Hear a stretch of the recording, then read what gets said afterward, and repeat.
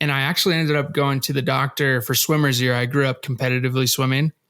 And this is within the month that I'd just been throwing up a lot. And the doctor was more concerned that I'd lost like 20 pounds in a month. And so they sent me over to a gastroenterologist to go, figure out what's going on.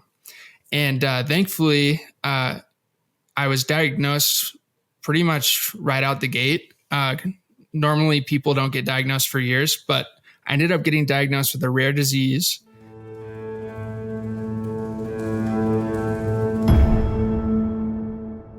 Hi, folks. It's an absolute honor to have our guest today on our show, who wears many hats. He's not just a dad and a husband, but he's also the brains behind the mic of the Rice Cakes and Pears podcast. And did I mention he's a proud weirdo in all the best ways possible? Prepare to have your minds blown as we dive into the world of Zach Barber and his extraordinary journey through the land of rice cakes and pears. Welcome, Zach. Thank you, Mark. Beautiful introduction. Happy to have you here. I'm very excited to hear your story and to share that with others. Thanks, Mark. I'm stoked. I've been looking forward to this all week. You and me both, my friend. You and me both. So let's just jump in, right? So Rice Cakes and Pears, and we started off talking about 8 years. What is going on? Tell me about that. Yeah. So Rice Cakes and Pears, let's bring it back to the beginning, I'd say. So I was diagnosed. So I was able to eat most of my life. And then at the age of 12, I started throwing up after eating foods. And my mom thought it was just the stomach flu for a week or two, but it just kept happening. And I actually ended up going to the doctor for swimmer's ear. I grew up competitively swimming. And this is within the month that I'd just been throwing up a lot. And the doctor was more concerned that I'd lost like 20 pounds in a month. And so they sent me over to a gastroenterologist to go, figure out what's going on. And thankfully, I was diagnosed pretty much right out the gate. Normally, people don't get diagnosed for years, but I ended up getting diagnosed with a rare disease called eosinophilic esophagitis. It rolls off the tongue. EOE for short. But basically, my white blood cells mistake food as a germ, which is crazy. Wow. So first, it mistakes food as germs, so then it starts attacking that? Or what happens? Yeah. Help me understand that. I know. No, good question. So it's like my white blood cells are idiots, and maybe they're, I don't know, abused or something, because they just want to fight anything that comes to my body when they're just supposed to be fighting illnesses, right? And so the symptoms that I have, one I included was throwing up. I get a lot of abdominal pain, and then my throat will close up a little bit, and just a lot of like malnutrition comes with it. I stopped absorbing foods. So just like overall feeling sick and fatigued. That sounds horrible. Absolutely horrible. And what kind of process was it to diagnose that? I mean, obviously there was a delay thinking you had the flu or whatnot, but once you started, you went to the family doctor or ER, where you went, how long did it take to actually diagnose the disease? Yeah. So probably from when I started throwing up, probably within 3 months. So I was very fortunate. The way they diagnose you, and I should give this information, eosinophilic esophagitis is a fairly new disease. So it was discovered in like the 90s, and there just wasn't a lot of research or medicines for it, but they were able to diagnose, at least at the time, pretty easily. And so I was diagnosed in 2009, and the way they do it is they'll do what's called an endoscopy, where they'll put you to sleep and then just put a tube down your throat in the esophagus area, and then biopsy and see if you have a high eosinophil level, which eosinophils are just a type of white blood cell. So if you have a lot of them, then that's a sign that you might have EOE. Wow. So, but 3 months, it was a 3-month journey to be diagnosed. And during that time, I'm assuming you were still getting sick, you were still losing weight, or were you in the hospital during that period, or was this kind of an outpatient? Yeah. So thankfully I wasn't admitted to the hospital. So this disease too, there's a lot of variation. Like not everyone who gets this disease gets put on a diet of, rice cakes and pears, which we'll talk about a little bit more. Some people, it could be mild where they just avoid gluten, which still stinks. But and also some people's throats will close up. And so they'll have more of like an anaphylactic reaction. Thankfully, I didn't have that. So I was never admitted to the hospital. I was just more so doubled over in pain a lot at home. Wow. That doesn't sound like any fun at all. No. So what did you do as far as, we get to the rice cakes and pears portion, but what were you doing in the meantime before the rice cakes and pears came along? You was eating as normal and getting sick. How was that? Yeah. So when I was diagnosed, I was 12 years old. Don't really know what's happening. They tell me I have a disease. I'm like, all right, cool, I guess. But like the treatments at the time, there weren't a lot. And to start out, they thought, okay, let's try this medicine. It can help. There's no cure for the disease. And so I would try medicines, but I'd continue to throw up and get sick and get a lot of pain after eating. And so the next option was to restrict my diet. So I tried gluten-free, dairy-free, still getting sick. And so it just kept getting more restricted. And 3 years after I was 12 years old into the disease, I was 15. And that's when the doctor told me to go, or said I should probably go on a medical formula diet for 3 years. And that was just imagine like a really disgusting, overly sweet protein shake. And it's like completely broken down. So I didn't have to like digest it. So that was like the idea of it. And anything that has medical formula in it is just going to be nasty anyway. So that was kind of the progression of it. And then I was on this diet for 3 months, super brutal. It sounds it. I like my food. I really like my sweets. I couldn't imagine, especially you said 3 years, right? Yeah. From 12 to 15. So it took 3 years to establish dietary as far as what you could eat. Yeah. And meanwhile, you're fighting getting sick and having the pains and everything of eating things that were not agreeing with you, your body wasn't liking. Yeah, it was a really troubling time as a teenager, a new teen, even like just trying to navigate, what's happening to me. I remember just feeling really angry, really frustrated. I would hate when people would eat around me for a long time, and just wasn't super pleasant to be around. But yeah, it was a wild ride to up to that point for sure. Yeah, as we all know, it's hard being a teenager to begin with, let alone having a disease you're dealing with. That's for sure. It's not easy. Yeah. And I can imagine having to go through that. We've all had our struggles in life, but that is definitely one that I have not experienced. And it's hard to put myself in that place, right? At 12 and 13, 14, even 15 years old. For sure. So, and then your family, obviously, same thing, they were trying to help you with your diet, trying to establish, try all these different things. Now, was this in Texas, is my understanding? Is that where you were at that time? I grew up in Texas. Yep, Dallas, Texas. Yeah, I had a great support system. I think as kids, you don't really appreciate your parents as much. Looking back, like they were awesome. They were advocating for me. They were stressed out for me. And so, yeah, they were doing everything they could to try and figure out some sort of solution. I bet. And then as far as where you were at in Texas, did you have a lot of travel involved with going to the specialists, or did you have it? Yeah. Did you have some good specialists in your area? Some decent specialists. Yeah. Up to that point, the last thing that they could really offer me was the medical formula diet. And the idea was, hey, you're going to be on this for 3 months. You're going to drink this breakfast, lunch, and dinner. And if your body calms down, or on your next endoscopy or scope, that if your eosinophils are way down, then that means we've kind of calmed down the disease. And the next step would be to reintroduce food slowly back into your diet. And the medical protein shakes and medical shakes, you said the formula, that worked for you? Did that calm things down at that point? Yeah. Oh my gosh. Yes. I will say I was very grateful, because it's one thing to be throwing up all the time. I'll take that over drinking a really nasty protein shake.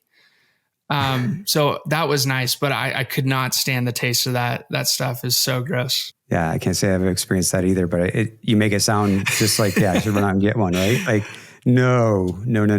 But so you felt better. How long were you taking this formula in a sense, before you got things calmed down and they start trying to introduce other things into your, your diet? Yeah. So it took about 3 months of that diet, being on that diet strictly. And then after that, they did a scope and gave me the thumbs up to start introducing foods into my diet.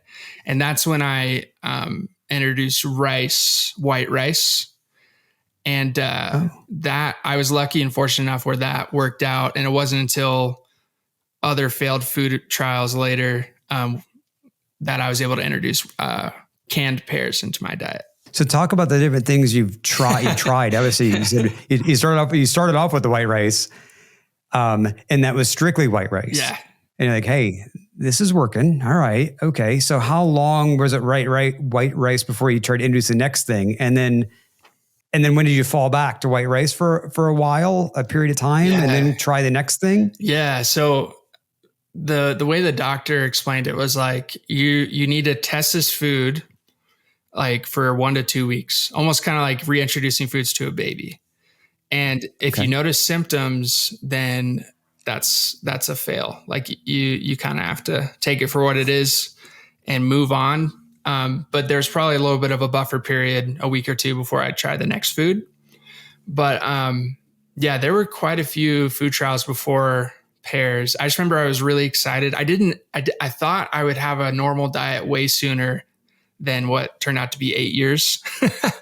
That year I was like, yeah, let's start introducing foods. This is going to be great. And then white rice. And then let's try potatoes, fail. Let's try sweet potato, fail. Let's try some veggies, asparagus, broccoli, fail.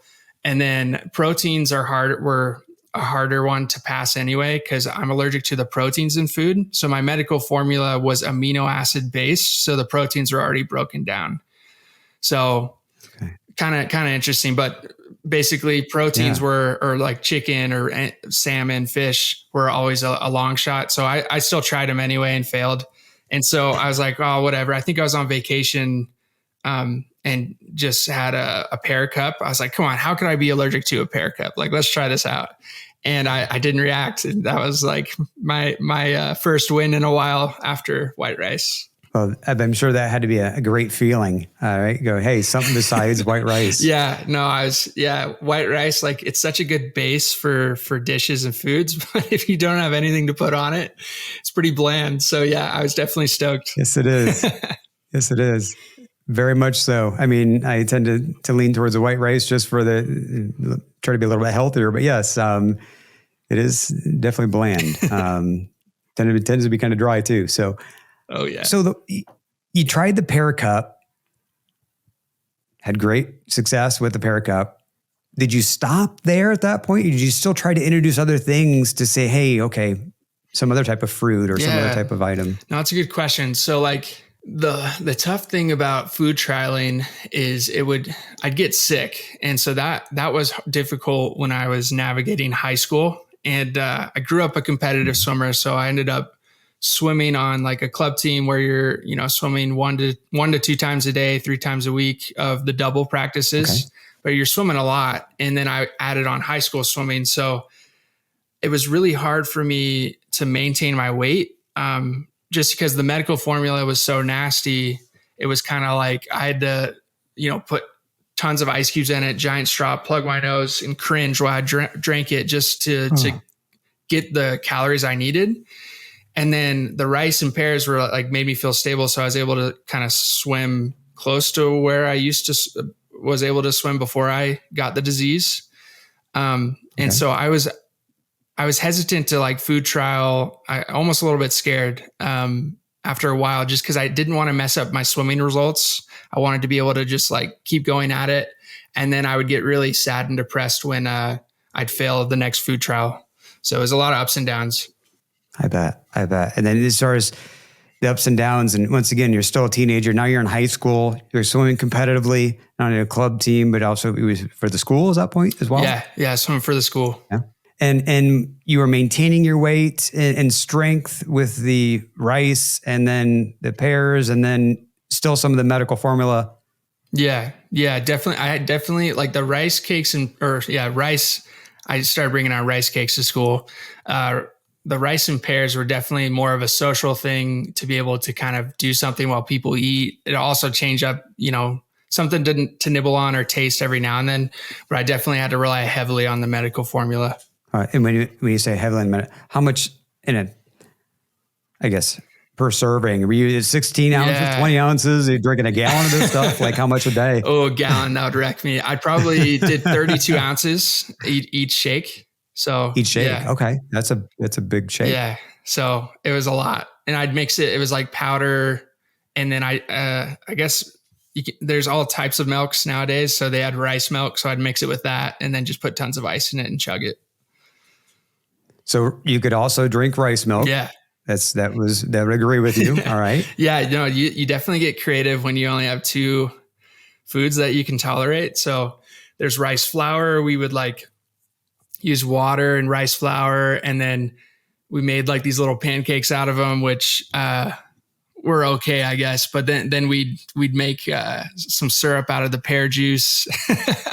So you got really creative, just like different textures just to kind of keep you from going insane. I bet. And now, along the way with being creative, now did you by chance write a cookbook with all the things you could do with rice and pears? And oh, I should have. If not, maybe that's something you should maybe in the future, right? I know. Like get some free time, start writing a cookbook on that. Yeah, no, there's probably at least 10 recipes out there that I can think of to, do some sort of, it's almost like Taco Bell where like everything's the same, but in a different form.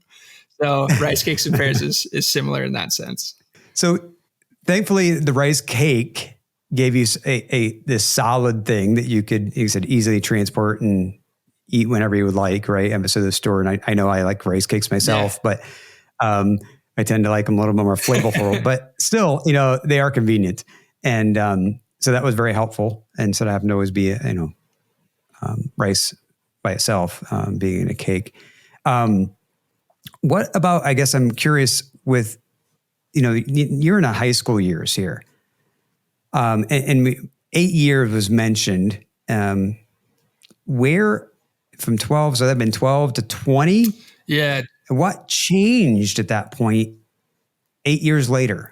Yeah. So 12 to 15 was kind of like the getting restricted. And then 15 was when the 8 years started of just medical formula, rice and pears.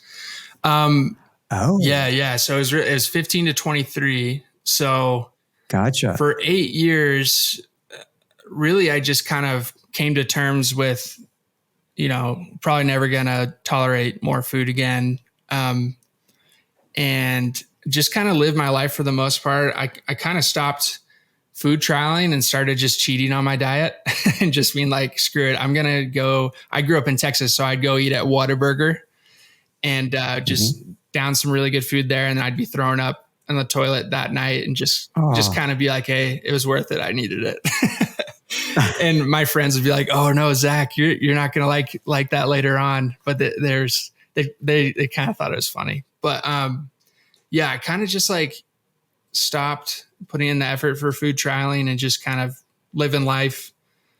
Still lots of ups and downs. It's such a mental burden to be around people eating. But I definitely I learned so much in these 8 years. It was so difficult, but it taught me, one, being negative doesn't change your circumstance. That's kind of how I was from 12 to 15. And then I was forced on medical formula. And I was like, geez, well, if I can't change anything, why should I be an annoying person to be around? I should try and, focus on what I can control, connect with people. That should be my focus when going out to eat. I have the rice cakes now, so it's not as awkward. But still struggled a lot mentally. And yeah, swimming was a good outlet, but throughout those 8 years, just kind of navigating life, I ended up going to college for a year. And then I went on a church service mission for about a year and a half. And when I came back, I was living my life again, trying to, just move forward. But in 2020, there was it wasn't a clinical trial, but my doctor, I should say, I moved to Utah to go to school. And so I ended up meeting with doctors in Utah, and they ended up having some samples of a medicine that seemed pretty promising. And they had tried everything in the book. I'm kind of a rare case with this chronic illness. And so they're like, Zach, we want you to eat something again. So let's just try this out. And I didn't think much of it. And it ended up helping me tolerate food, at least for the first time, which was pretty incredible. Wow. Wow. Yeah, that is incredible. So when you said for the first time you could tolerate it, no side effects, no sickness, no pains, or was it just kind of, I guess, was it dulling those things? I'd say dulling at first. But after about 6 months, I stopped having stomach pain, and I'd rarely have stomach pain, but I'd still get quite a bit of fatigue. So I wasn't sure if I was absorbing the nutrients very well. So I still, drank the medical formula and pushed forward with that for the nutritional side of it. But just, I guess 2024 now, so it'll be 4 years in about a month that I've been able to, increase my diet to the point where I don't have to restrict it anymore. Wow, that's amazing. That's amazing. And so this medicine, and you said you tried it, you had good results from it. You continue to take that today.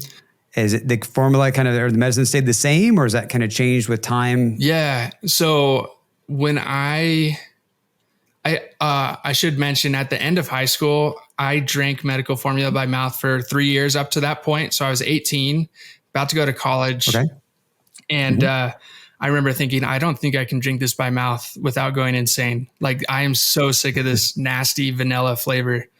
And so I ended up deciding to get a G tube or a feeding tube just to make it easier, so I wouldn't have to taste it anymore. And so after high school, that was kind of helpful to not be able to have to taste it and just kind of inject the formula in. But after 2020, I started reintroducing foods. I still had that port or G tube just to inject the formula. And it wasn't until I was nervous because, eating again is great, but it's also nerve wracking because what if things go back to where they were? What if I, can't eat food again? What if something goes wrong? Because for so long I didn't have control. And so after about 2 years in 2022, I felt confident enough where I was eating enough and my nutrition levels were high enough that I was able to remove the feeding tube, the G tube, for good. So I have a little scar. It's like my second belly button. But yeah, I love the scar. It's kind of cool. It's a little reminder of where I've come from. But yeah, I got that out in 2022 and I've just been relying on food only for the past 2 years. Wow. Well, congratulations, getting to that point. I know obviously it wasn't an easy road to get there. And have you said you coped with swimming, kind of helped you. It was your kind of outlet, in the high school years, right? But what did you do to cope outside of that when you went to college, right? And as you get into your 20s, like, how are you coping with it? Yeah. Emotionally, mentally, For sure. So swimming was a great outlet, but after high school, I wanted to swim in college, which was actually one of the reasons I wanted to get a feeding tube so I could inject a ton of formula and get big, so to speak. But I wasn't quite fast enough to swim in college, which was great. That would have been a huge commitment. And so it was nice to kind of take a break from swimming. Aside from swimming, I like to make wraps a lot. More so high school years, beginning of college, of just like my Rice Cakes and Pears situation, and how hard it is to be around people who can eat food, kind of making jokes of like, I feel like I'm a dog eating the same thing every day. So I'd kind of like, if there's a niche in the music industry for people who can only eat Rice Cakes and Pears, I was that guy. So it was very specific type of music. But I would just do it if it felt like a release. Another way I coped was really just like allowing myself to feel frustrated and giving myself the opportunity and space to just let it out. Whether that was going on a drive or venting to my mom. I had a great support system. I usually felt better. It was almost like my cup of tolerance was filling all the time of this is really difficult. I don't feel well. And then it would start overflowing. And that was when I was like, okay, I gotta get this out somehow. So that was really nice. I'd say the other outlet was spirituality and just kind of prayer, understanding that God, my belief is I thought God was out to get me at the beginning. I thought he hated me. I thought he was punishing me. And then I kind of came to the realization through prayer, scripture, and just kind of, trying to connect with my faith that that's not the case. This is just the reality of life. Things just don't always go our way. And so I would get strength with that spiritually to just keep moving forward. Wonderful. And the fact you had that outlet and even once again, reinforced, obviously no one is out to get you, right? Like this wasn't just one of the things that happened. So when you were coping with this and you going to the doctor and all these things that you've done as far as on the long journey you had, have you ever met anyone with your condition or illness, disease? Yeah. Along the way? That's a great question. Not so high school. No. Oh, there was one person who was actually on MTV. It was like the series True Life, where they show like these different situations with people. Like there's some weird episodes where a guy eats couch cushions and then where someone else is like allergic to everything, which happened to be this guy. His name was Zeke. Okay. But I met him in person. And at the time I was too cool. I was like, I don't want to like be friends with people who can't eat.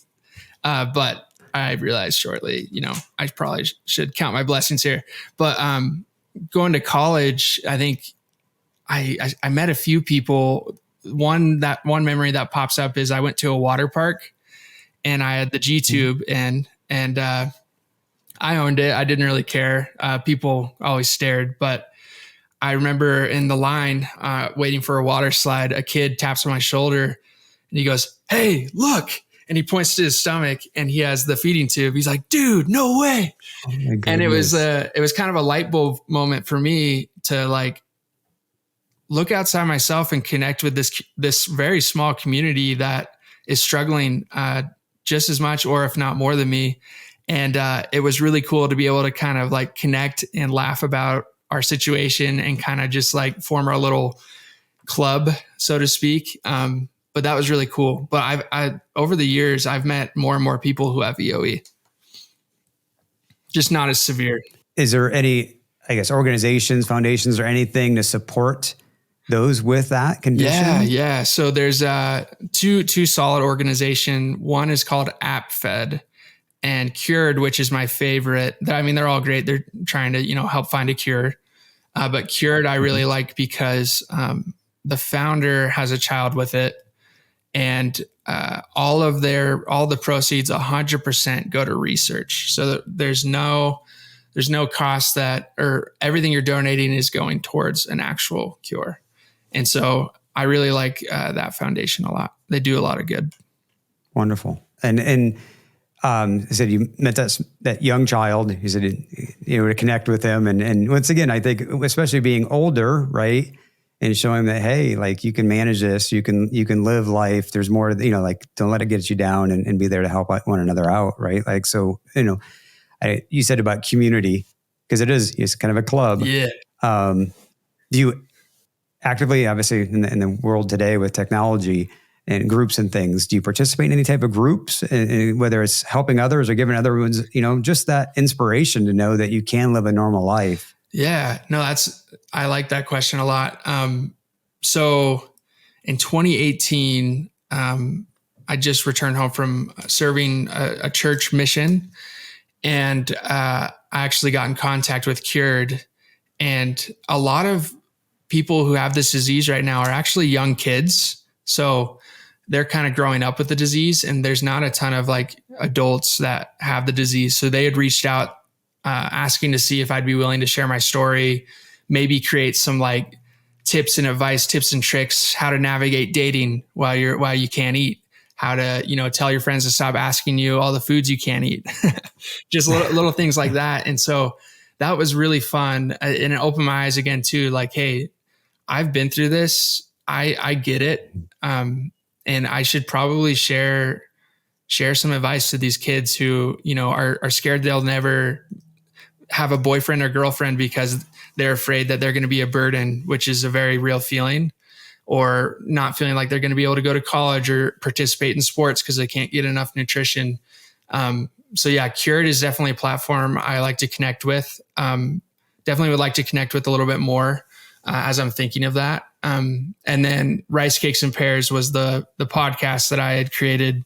I tried to create a community there for people with chronic illness. So lots of people with varying backgrounds there. Yeah. So since you brought up the podcast, Rice Cakes and Pears, obviously fitting title based off your disease and condition, right?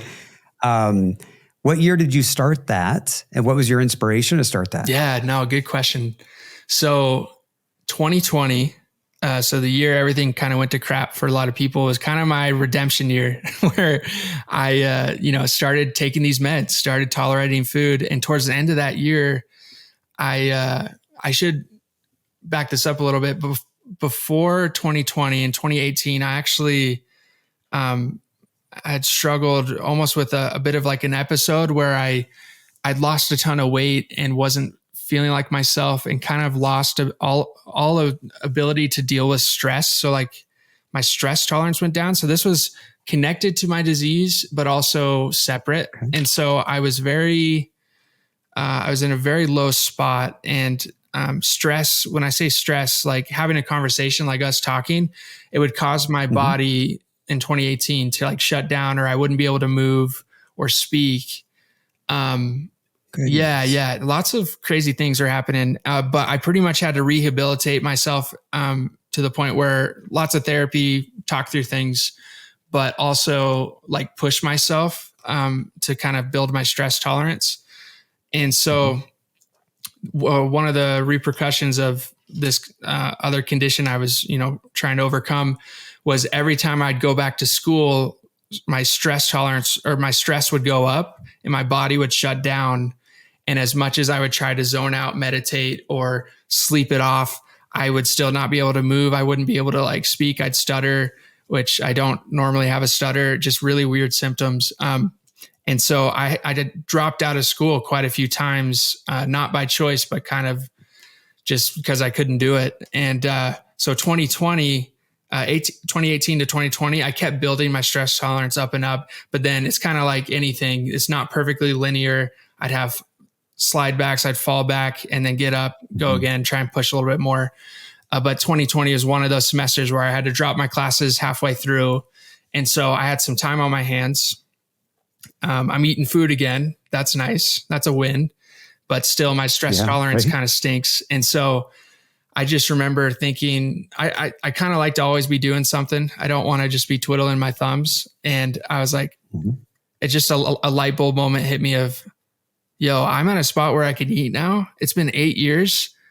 I've felt this disease isolates you. I feel like I've felt like a weirdo for so long. And I was like, why not embrace that? Why not create a community or a space where people who feel like their voices aren't heard, or people who are going through hard times or have a rare condition, can have a chance to vent, speak, be real.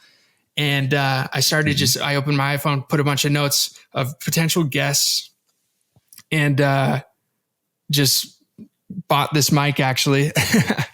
And just kind of hit the ground running. I did a solo episode to start out. And then I reached out to some friends to start out. And then I started, growing it a little bit, connecting with people on the internet. One crazy thing with social media, especially with TikTok Reels, people who are sharing their stories on there are pretty comfortable sharing their story anywhere else. And the weird, creepy thing about TikTok specifically is there's a For You page, and it's creepily accurate to what you're looking for. And so I would start finding people with either chronic illness or who are just kind of weird or were like owning their own style and were just quirky. And it showed me more and more of those people. And so I was like, holy crap, this is like, I got to tap into this. So I started DMing these people, letting them know my story and how I want to interview them. And that's kind of how I built my audience. It was pretty crazy. Like 80% or 90% of everyone on my show were people I'd never met before, only virtually. Wow. Wow. So, I mean, you said that was through TikTok, Yeah. correct? Yeah. Yeah. Zero experience here with that. So I can't attest to any of that. But that's amazing that obviously it was making these suggestions in a sense, right? For you and be able to connect with others that self-proclaimed weirdos, right? As you mentioned. And and obviously they had stories to tell about what made them weird or different, right? I mean, we're all different in our own ways, right? Unfortunately, in your case, it came from a disease. Yeah. And other than that, I'm going to say, being transparent, you and I have known each other roughly about a year, I think. Yeah. And when I first got introduced to you, wow, I couldn't believe that you had such a story, but it's hard to believe when you look at that smile that you have and you always seem to be a happy guy. And it's like, man, like, I can't imagine what you went through. And yeah, I would be happy too if I get to eat kind of a normal diet again, right? I know that I'm a creature of habit, so I can attest that, there was one, it wasn't Rice Cake and Pears, but I can say that, there was a year that I ate Subway, the same exact sandwich for lunch and dinner for almost an entire year. I mean, I think Subway sent me a little thing saying, congratulations on the 300 and some purchases you made at Subway this year, right? I mean, that was my lunch and dinner. No way. I mean, I'm okay with eating the same thing over and over again, right? But that's totally different because that's by choice. In your case, it's choice in a sense, but if you didn't, you were paying for it, and that's no fun. Maybe on occasion he said, maybe the Spurs, screw it, I'm just going to do this thing, and I'm going to get sick, but it was worth it for the moment. Oh yeah. So Rice Cakes and Pears, you did this podcast. How long have you run this podcast? Yeah, so I ended up doing the podcast for about 2 years, pretty consistently, okay. And we had got the news. So I got married in 2019. So it was cool meeting my wife, her knowing me before I could eat food. It's kind of like she knew me at my worst. So she loves me. So go ahead. So back up. So 29, when did you meet your now wife? Yeah. So we met in 2018 on a dating app. Okay. Yeah. All right. And what was her, initial impression of you? And did you come right out and said, hey, look, I've got this food thing? Oh, yeah. Yeah. So I had embraced my inner weirdo at that point. So I didn't care what people thought of me anymore. And when you have a chronic illness, it's probably best to get that out there before people even meet you, just so you can sift through people who wouldn't be cool with it. And so I think in my bio, I said, I love rice and pears, just to be like a weird thing to say. And then maybe a conversation starter if we matched. But yeah, we connected on there, and she took the bait and was like, rice and pears, huh? That you like that? I was like, yeah, it's such a good combo. And then we talked a little bit longer, and we kind of agreed to go on a date. And then I was like, okay, I should probably let her know I can actually only eat rice and pears. And if you still want to go on a date, I'm super down. And at that point, like rice and pears is like the main thing, but I could tolerate like sugar. So artificial flavors were okay, meaning I could get a snow cone. I could tolerate a snow cone. So that was like our first date. She was super down, and the rest is history a little bit there. It just went really well. Fantastic. That's awesome. I'm happy for you. I mean, that's amazing that you two were able to connect through an app. I know. You were obviously upfront and honest about, hey, I've got, rice cakes and pears, and kind of baited her in with that. And you said, hey, yeah.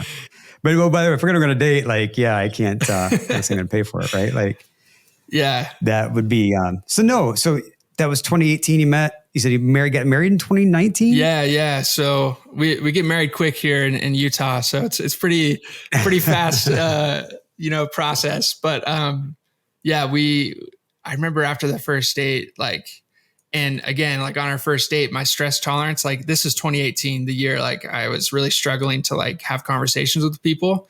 And so that was like the beginning of 2018, summer came around. That's when we went on our first date. And so I was still like struggling a bit, honestly, but trying to push myself. And so I remember on my date, like dates are stressful anyway. You get a little anxious, especially if you like the girl. No. Right. And so we're talking and stuff, and I just feel my mind just like going in slow motion. And I'm like, holy crap. Like, hopefully my eye doesn't start twitching. Like I should probably like, I was forced to kind of like tell her like, hey, I'm not like feeling well, which usually sounds like an excuse to like get out of there. Like, hey, I'm not feeling this date. And I think she felt my intention. She kind of felt, you know, I wasn't like, I was still into this, but like, I really wasn't feeling well. But just the way she reacted was like such a green flag for me. Like, she was so kind. She was so patient. And she just accepted me for everything I'd been through.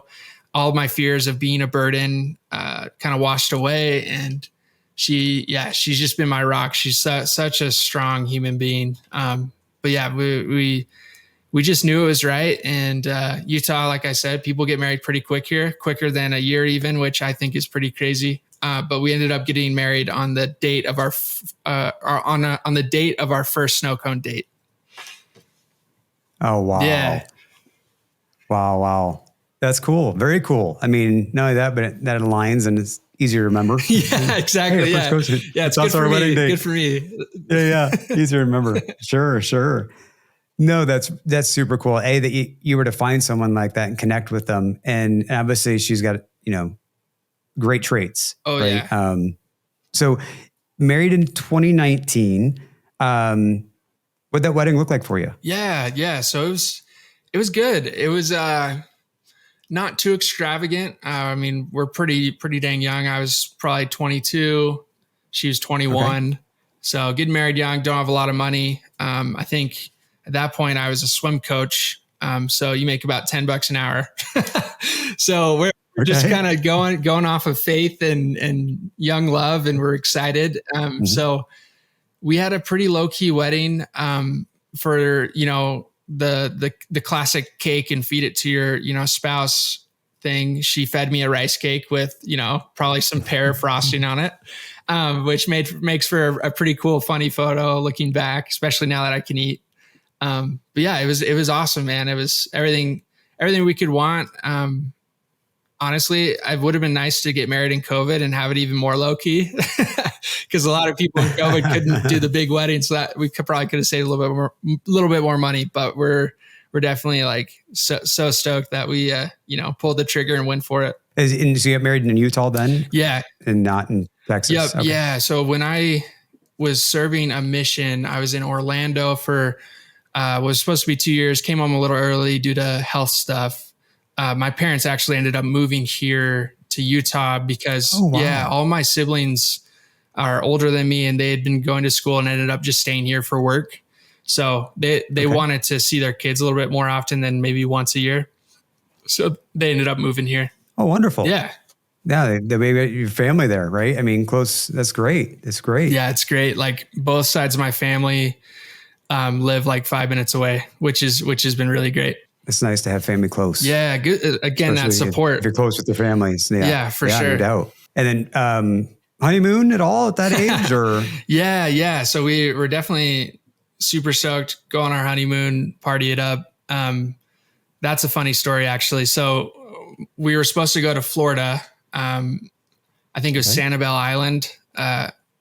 Never really heard of it before. It looked awesome. Florida, tropical. Let's do it. And the night or the day after our wedding, we slept in and missed our flight. So that was, again, young kids don't know what we're doing.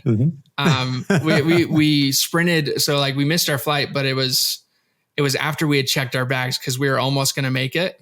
And so our bags got sent to Florida, but then we missed the flight. So we're waiting around the airport for 12 hours trying to catch the next flight. Then that gets canceled.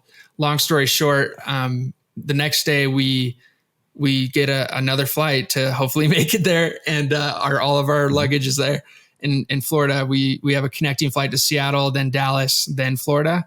We get to Dallas and then there's storms or technical difficulties. So we can't fly to Florida. So we're stuck in Dallas. And at that point we had like 1 or 2 days left. So we just stayed in Dallas, which is where I'm from.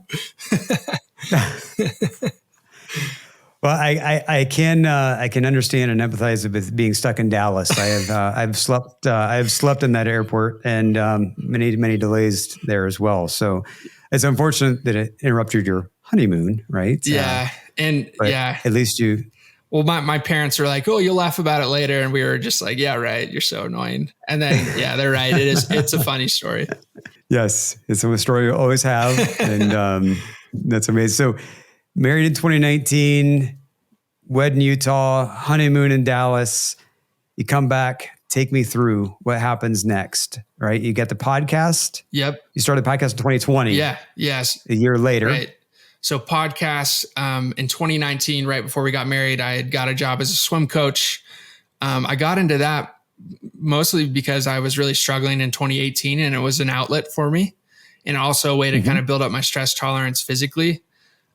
So I would swim quite a bit. And then I was like, well, why don't I just start coaching? Like, I love this. I wasn't going to school for a little bit. So really at that point, I was coaching podcasts, which wasn't making any money. And we were so fortunate enough that my wife's parents had a basement that they rented out anyway to people. And so they let us stay in that basement for very, very cheap. So it was definitely like a safety blanket for us while we kind of get on our feet while we're figuring things out. And I'm kind of working through my health stuff. So yeah, we lived in that basement for about 3 years up until last August.